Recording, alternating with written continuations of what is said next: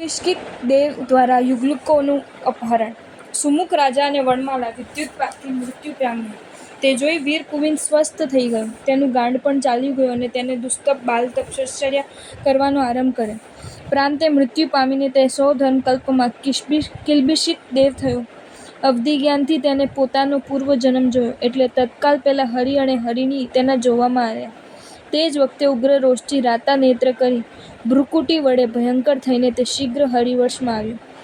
તેણે વિચાર કર્યો કે આ બંને યુગલીઓનો અહીં વધ કરવો ઠીક નથી, કેમ કે જો અહીં મૃત્યુ પામે તો આ ક્ષેત્રના પ્રભાવથી તેઓ અવશ્ય સ્વર્ગમાં જશે. મારે મારા કટ્ટા શત્રુઓનો દુર્ગતિમાં લઈ જનારા અને અકાલ મૃત્યુ આપનારા કોઈ બીજા સ્થાનમાં હું લઈ જાઉં. આવો નિશ્ચય કરી તે દેવ કલ્પવૃક્ષો સહિત તે યુગલિકને આ ભરત ક્ષેત્રમાં ચંપાનગરીમાં લાવ્યો. પ્રથમ શ્રી ઋષભદેવ સ્વામીના પુત્ર બાહુબલીને સોમયશા નામે પુત્ર થયો હતો.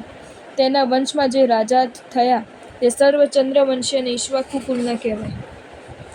સોમયશાનો પુત્ર શ્રેયાંસ થયો અને તે પછી સાર્વભૌમ, સુભુમ, સુઘોષ, ઘોષવર્ધન, મહાનંદી, સુનંદી, સર્વભદ્ર અને શુભંકર ઇત્યાદિ અસંખ્ય રાજાઓ થયા. તેઓ સ્વર્ગ અને મુક્તિ પામ્યા. પછી તે ચંપાનગરીમાં ચંદ્રકીર્તિ નામે રાજા થયો. તે પુત્ર રહિત મરણ પામ્યો. તે સમયે સર્વ મંત્રીઓ કોઈને રાજા કરવા માટે ઉપાય ચિંતવા હતા. તેવામાં કિલ્બિષિક દેવ આકાશમાં રહીને આ પ્રમાણે કહ્યું: હે મંત્રીઓ, હે લોકો, તમે મનમાં આવી ચિંતા કેમ કરો છો? અનેક શત્રુઓને નમાવનાર આ પુરુષ તમારો રાજા થશે. તેને આ કલ્પવૃક્ષોનો ફળની સાથે મધ્ય માંસ પણ આપજો. આ તમારા સ્વામીને સ્વેચ્છાચારી તેમજ દુરાચારી થવા દેજો. લોકોને આવી રીતે સમજાવી તે બંનેનું આયુષ્ય ટૂંકું કરી અને કાયા પણ માત્ર 100 ધનુષ્યની કરી કિલ્બિષક દેવ કૃતાર્થ થઈને અંતર્ધ્યાન થઈ ગયો. પછી પ્રીતિથી ભરપૂર સામંત અને મંત્રીઓએ મંગલિક શબ્દોના ઉચ્ચારપૂર્વક તીર્થોના જળ લાવી હરિરાજાના રાજ્ય ઉપર અભિષેક કર્યો. શ્રી શીતલનાથ પ્રભુના તીર્થમાં એ હરિરાજા થયો. તેનાથી અનેક રાજાઓને ધારણ કરનાર હરિવંશ પૃથ્વીમાં પ્રસિદ્ધ થયો. કેટલાક કાળ ગયા પછી હરિરાજાને હરિણીથી પૃથ્વીપતિ નામે પુત્રો થયા. હરિ અને હરિણી અનેક પ્રકારના પાપ ઉપાર્જન કરીને દુર્ગતિમાં ગયા. ત્યારબાદ તેનો પુત્ર પૃથ્વીપતિ રાજા થયો. ઘણા કાળ સુધી રાજ્ય પામી છેવટે મહાગિરિ નામના પુત્રને રાજ્ય પર સ્થાપન કરી તપશ્ચર્યા કરીને સ્વર્ગે ગયો. તેનો પુત્ર હિમગિરિ, તેના પુત્ર વસુગિરિ, તેનો પુત્ર ગિરિ, તેનો પુત્ર મિત્રગિરિ, તેનો પુત્ર સુયશા થયો. શ્રી ચંદ્રવંશના હરિવંશના એ સર્વ રાજાઓ જીન ધર્મના ધુરંધર, ત્રિખંડ ભોગતા અને સંઘના અધિપતિ થયા. આ રીતે અનુક્રમે હરિવંશમાં અસંખ્ય રાજાઓ થયા. તેઓમાં કેટલાક તપ તપીને સ્વર્ગે ગયા, કેટલાક મોક્ષે ગયા. હવે આ હરિવંશમાં થયેલ શ્રી મુનીશ્વર સ્વામી ભગવાનનું શ્રેષ્ઠ સંપત્તિયુક્ત ચરિત્ર 5 કલ્યાણકના વર્ણન પૂર્વકમાં કહેવામાં આવે છે. આ ભરત ક્ષેત્રમાં મગધ દેશના મંડનરૂપ રાજગ્રહ નામે નગર છે. તે નગરમાં હરિવંશમાં સુમિત્ર નામે રાજા હતો. તે રાજાને પદ્માદેવી નામે નિર્વિકારી રાણી હતી. પ્રાણદ દેવલોકમાં દેવનો ભવ પૂર્ણ કરી શ્રાવણ માસની પૂર્ણિમાની રાત્રિએ પ્રભુ શ્રી મુનીશ્વર સ્વામીનો આત્મા પદ્માદેવીના કુક્ષીમાં અવતર્યો. તે સમયે સુખે સૂતેલા પદ્માદેવીએ તીર્થંકરના જન્મને સૂચવનારા 14 મહાસ્વપ્નો રાત્રિના શેષ ભાગે જોયા. સમય જતાં જેઠ મહિનાની કૃષ્ણાષ્ટમીએ કાચબાના લાંછનવાળા અને તમાલ જેવી શ્યામ કાંતિવાળા કુમારને દેવીએ જન્મ આપ્યો. દિક્કુમારીઓએ આવીને ભક્તિથી સ્તુતિકર્મ કર્યું. પછી ઇન્દ્ર વિષમાં તીર્થંકરને મેરુપુરી પર લઈ ગયો. ત્યાં સૌધર્મેન્દ્રના ઉત્સંગમાં રહેલા જગતગુરુને 63 ઇન્દ્રોએ પવિત્ર તીર્થોદક વડે જન્માભિષેક કર્યો. આ પ્રમાણે સર્વ દેવો અને ઇન્દ્રોએ ભક્તિથી પૂજા અને સ્તુતિ કરી પ્રભુને માતાની પાસે મૂકી નંદીશ્વર દ્વીપે ગયા. ત્યાં 28 મહોત્સવ કરીને પોતપોતાના સ્થાનકે ગયા. પ્રાતઃકાલે સુમિત્ર રાજાએ પુત્રનો જન્મોત્સવ કર્યો અને લોકોને સત્કારાદિ વડે પ્રસન્ન કરી મુનિસુવ્રત એવું નામ પાડ્યું.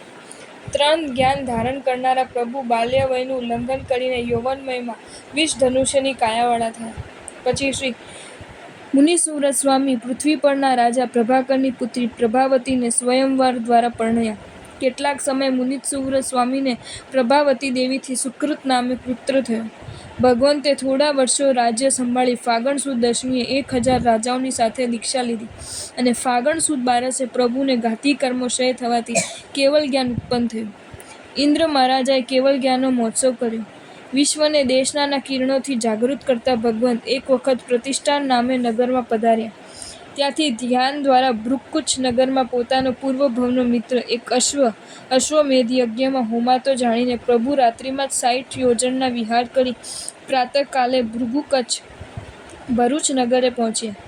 માર્ગમાં સિદ્ધપુરમાં મધ્યરાત્રે ક્ષણવાર વિશ્રામ લીધેલો હોવાથી ત્યાં વ્રજધર રાજાએ તેમનું ચૈત્ય કરાવ્યું. ભરૂચના કોરંટક ઉદ્યાનમાં પ્રાતઃકાલે દેવતાઓએ સંવત્સરણ રચ્યું. પ્રભુને સંવત્સર્યા જાણીને તે જ અશ્વ ઉપર બેસી નગરનો સ્વામી ચિત્તશત્રુ રાજા ત્યાં આવ્યો. ત્યાં પ્રભુના દર્શન કરી તે અશ્વે પણ ઊંચા કાન કરીને સર્વ લોકોને તૃપ્ત કરનારી દેશના સાંભળી. દેશના પૂર્ણ થયા પછી રાજાએ પ્રભુને પૂછ્યું, ભગવાન, આપની આ દેશનાથી અહીં કોણ કોણ ધર્મ પામ્યું? પ્રભુએ કહ્યું, આ તમારા અશ્વ સિવાય બીજા કોઈને અત્યારે ધર્મ પ્રાપ્ત થયો નથી. ફરીથી રાજાએ પૂછ્યું, હે વિભુ, આ અશ્વ કોણ છે? પ્રભુ બોલ્યો, એ રાજા, એના પૂર્વ ભવોને સાંભળો. પૂર્વે ચંપાનગરીમાં હું સૂર નામે ધનાઢ્ય શ્રેષ્ઠી હતો. તે વખતે આ અશ્વ મતીસાગર નામે મંત્રી હતો ને મારો મિત્ર હતો. તે માયા, કપટ અને મિથ્યાત્વથી ભરપૂર હતો. ત્યાંથી મૃત્યુ પામી કેટલાક ભવમાં ભમીને તે પદ્મિની ખંડ નામના નગરમાં સાગરદત્ત નામે એક મિથ્યાત્વી વણિક થયો. તે નગરમાં જીનધર્મ નામે એક ઉત્તમ શ્રાવક રહેતો હતો. તેની સાથે સાગરદત્તની અતિશય પ્રીતિ થઈ. એક વખત તે બંને મિત્રો કોઈ મુનિને વંદન કરવા પૌષદ ગ્રહમાં ગયા. ત્યાં મુનિના મુખેથી તેઓએ ધર્મ સાંભળ્યો. ત્યાં તેમને એવું સાંભળ્યું કે જે પુરુષ માટીનું, સોનાનું કે રત્નનું જીનબિંબ કરાવે તેના કુકર્મો નાશ પામે છે. તે સાંભળી સાગરદત્તે એક સુવર્ણનું જીનબિંબ કરાવ્યું અને સાધુ ભગવાનની પાસે પ્રતિષ્ઠા કરાવી તે પોતાના ઘરમાં સ્થાપન કર્યું. તે પૂર્વે તેને નગરની બહાર એક મોટું શિવાલય કરાવ્યું હતું. તેમાં ઉત્તરાયણના દિવસે તે દર્શન કરવા ગયા. તે વખતે શિવાલયના પૂજારીઓના ઘીના ઘડા ઉપરથી ખરી પડતી જીવાત પગથી કચડી નાખતા જોઈ સાગરદત્ત અતિ દુઃખી થયો. એટલે ધીરે રહીને ઘોડા ઉપરથી જીવાત દૂર કરવા લાગ્યો. તે જોઈ એક પૂજારીએ આવીને હઠથી બધી ઉધઈનો પગથી પીળી નાખી અને બોલ્યા, અરે સાગર, પાંખડી શ્વેતાંબરીઓએ તેને છેતર્યો લાગે છે. તેથી તું આ જંતુઓની રક્ષામાં તત્પર થયો છે.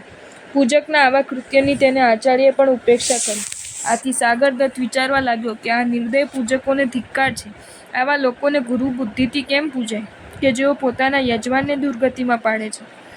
આવો વિચાર કરી મનમાં સમસમીને રહ્યો અને પછી તે પૂજકોના આગ્રહથી ત્યાં પૂજાદી ક્રિયા કરી. અંતે સમ્યક યોગ પ્રાપ્ત કર્યા વગર જ ત્યાંથી મૃત્યુ પામી આરંભાદિકથી તિર્યંજ ગતિ પામી તારો આ જાતિવંત અશ્વ થયો છે. તેને બોધ પમાડવા માટે જ હું અહીં આવ્યો છું. પૂર્વ જન્મમાં કરાવેલી જીન પ્રતિમાના પ્રભાવથી તેને હમણાં મારો અને ધર્મનો યોગ પ્રાપ્ત થયો છે. આ સાંભળી તે જાતિવંત અશ્વને જાતિ સ્મરણ થયું. તેથી સંસારથી છૂટવા તેને પ્રભુની પાસે અનશન વ્રત ગ્રહણ કર્યું. પછી 7 દિવસ અનશનમાં રહી સમાધિ મૃત્યુ પામીને સહસા દેવલોકમાં દેવ થયો. અવધિજ્ઞાનથી પોતાનો પૂર્વ ભવ જાણી પૃથ્વી ઉપર આવીને સુવર્ણના કિલ્લાની મધ્યમાં શ્રી મુનિસુવ્રત સ્વામીની એક પ્રતિમા કરાવી. તે પ્રતિમાની સામે પોતાની અશ્વમૂર્તિ કરાવી અને ત્યાં દર્શન કરનારા સુવ્રત પ્રભુના ભક્તોના મનોરથ પૂરવો લાગ્યો. ત્યારથી તે પવિત્ર તીર્થ અશ્વાવબોધ નામે પ્રસિદ્ધ થયું અને ભરૂચ નગર પણ વિશેષ પ્રસિદ્ધ થયું. જેમ તે અશ્વ થોડે ધર્મ કરીને ઘણું ફળ પ્રાપ્ત કર્યું, તેમ કોઈ પણ પુરુષ ત્યાં જેટલું ધન વાપરે છે તેનાથી અનંત ગણું પ્રાપ્ત કરે છે. નર્મદા નદીના ભૃગુ તટના શિખર ઉપર કચ્છ જેવું અને લીલોતરીવાળું તે નગર હોવાથી તેનું ભૃગુ કચ્છ એવું નામ પ્રખ્યાત થયું. ત્યાં શ્રી મુનિસુવ્રત પ્રભુના સ્નાત્ર જળ વડે નિર્મળ એવી નર્મદા નામે નદી છે. તે દીનજનોને અધીન કરે છે. સુર અસુરોને પૂજેલા શ્રી મુનિસુવ્રત સ્વામી ભરૂચથી વિમલાચર તીર્થે સંવત્સર્યા. ત્યાં પોતાના ચરણન્યાસથી સર્વ શિખરોને તીર્થરૂપ કરી ત્યાંથી પાછા ભરૂચ નગરે આવ્યા. ત્યાંથી સૌરીપુરી, ચંપાનગરી, પ્રતિષ્ઠાનપુર, સિદ્ધપુર, હસ્તિનાપુર અને બીજા પણ અનેક નગરોમાં વિહાર કરી ભવ્યજનોનો ઉદ્ધાર કરી પ્રાંતે 1000 મુનિઓની સાથે સમિત શિખરજી ગિરી પર આવ્યા. ત્યાં એક પૈડાનું અનશન કરી જેઠ માસની કૃષ્ણ નવમીએ 1000 મુનિઓની સાથે મુક્તિ પામ્યા. કુમારવય અને દીક્ષા બંનેમાં 7500 વર્ષ અને રાજ્યમાં 15000 વર્ષ, સર્વ મળી 30000 વર્ષનું આયુષ્ય પૂર્ણ કર્યું. શ્રી મુનિસુવ્રત સ્વામીનું અને ભૃગુ કચ્છ તીર્થનું આ ચારિત્ર ભવ્ય પ્રાણીઓને શાંતિને માટે થા. તીર્થપતિ શ્રી મુનિસુવ્રત સ્વામી પછી સુવ્રત નામે રાજા થયા અને ત્યાર પછી તે વંશમાં બીજા ઘણા રાજાઓ થયા.